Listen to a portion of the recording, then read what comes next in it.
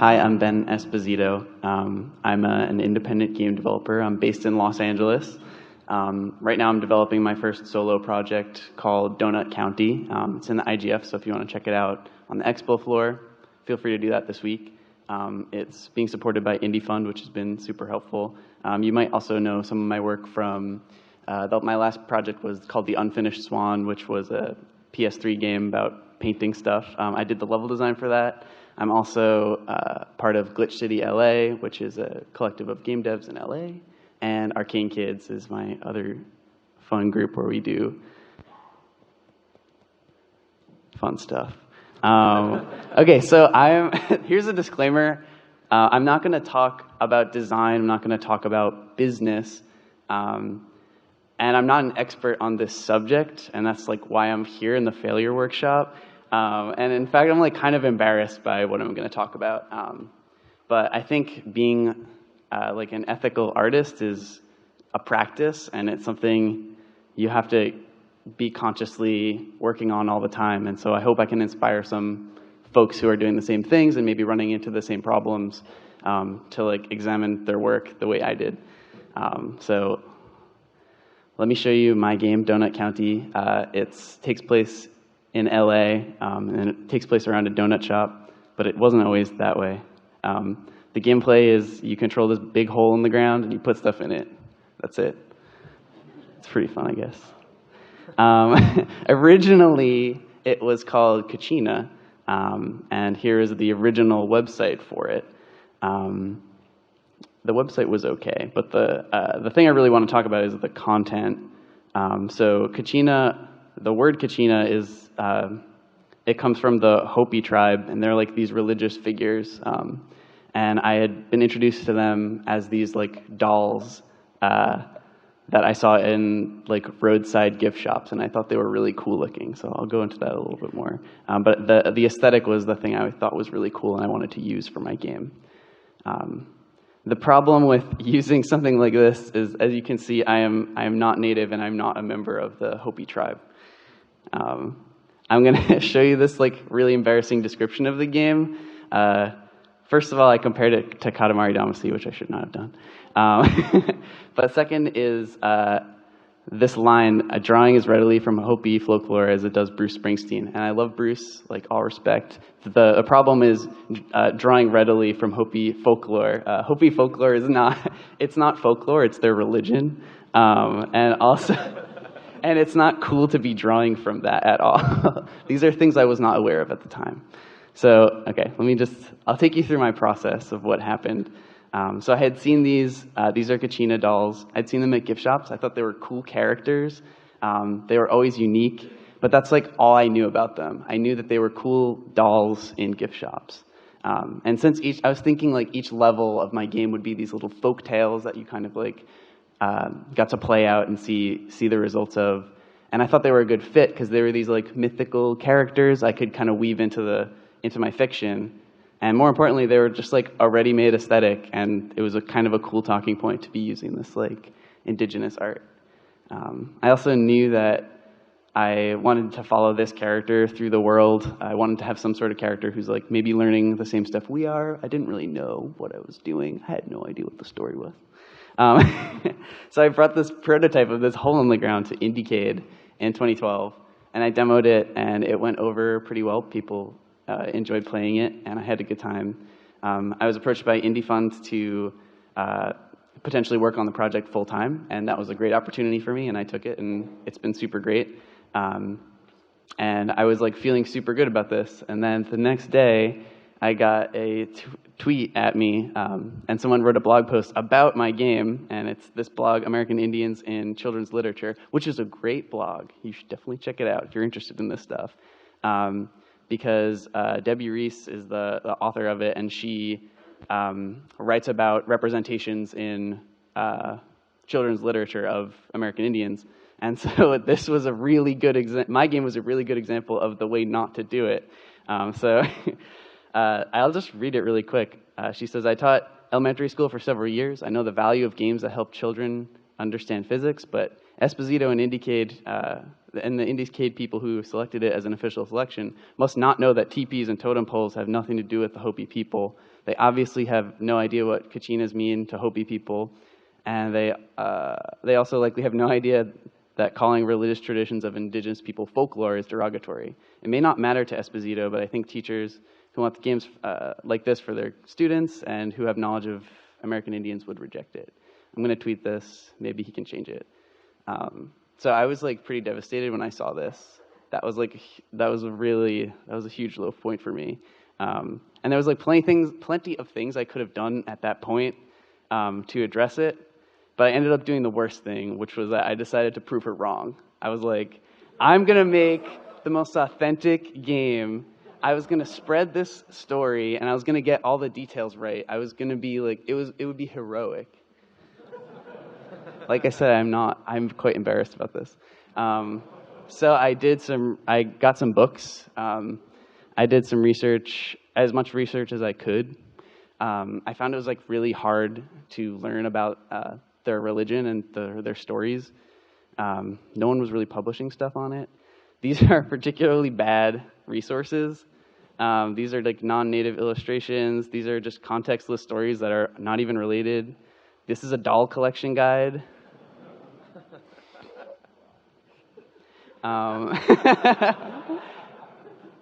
Yeah, I'm going there. So what I was asking myself was like, why are these stories being forgotten? Like why is nobody writing about this? And that's when like the story of the whole like was starting to click. I was like, oh, this is going to be about the erasure of these people. Now, here's for the fun part. I'm going to show you some rare screenshots of my game. I spent about a year trying to figure out how to tell this story, and I threw all of this stuff out because it's terrible garbage. This was, I don't really know what this was. This was some sort of map. You're like in that little trailer. This is like a picnic. There's going to be cutscenes. You're going to see the dolls like listening to music or something. This was, you're setting things on fire.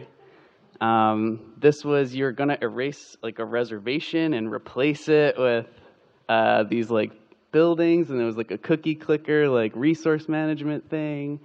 And I like, okay, so those are all really bad.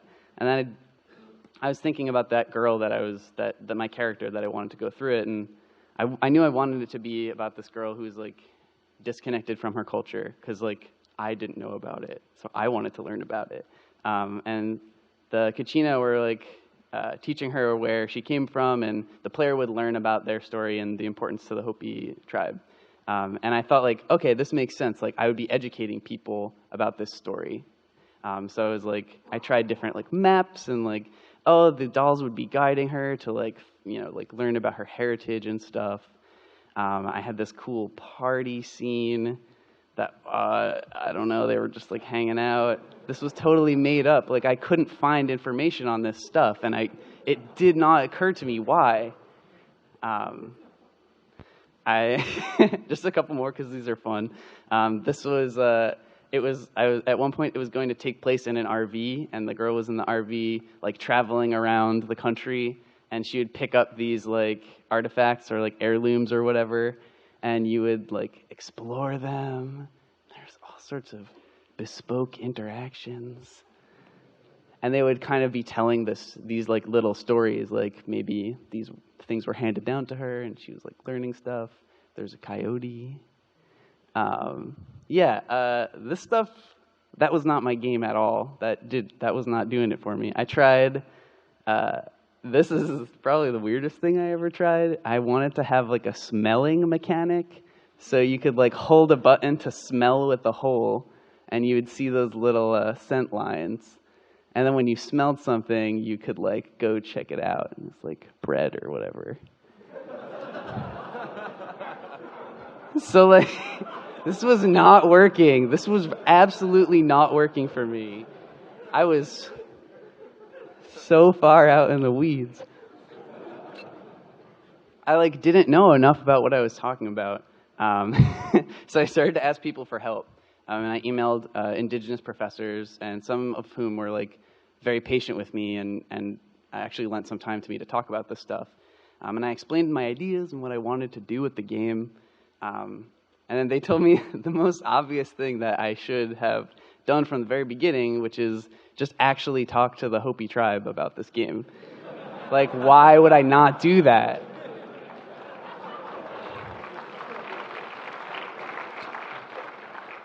So wait for it. I exchanged a couple emails with them and asked for some resources before I was moving forward with the game, and they were super patient and kind. And then, like, after talking to them for a while, I came to the most important realization about this tribe and this culture and their art and their stories and stuff. I learned that they were people. They were actual real people who were willing to talk to me about it, and I was not treating them that way. And a lot of my work was actually hurting them, trying to tell this story that I didn't know. And I was yeah, it was pretty messed up. Sorry, that's emotional. So they pointed me to this part is just on their website. They talk a lot about appropriation of their artwork and stuff.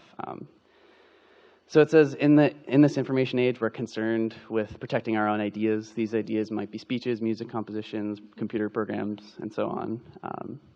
Through the decades, the intellectual property rights of the Hopi have been violated for the benefit of many other non-Hopi people. That has been proven to be detrimental. And then they go into a bunch of different ways that's happened. And then at the end it says, although Hopi believe ceremonies are intended for the benefit of all people, they also believe benefits only result when ceremonies are properly performed and protected.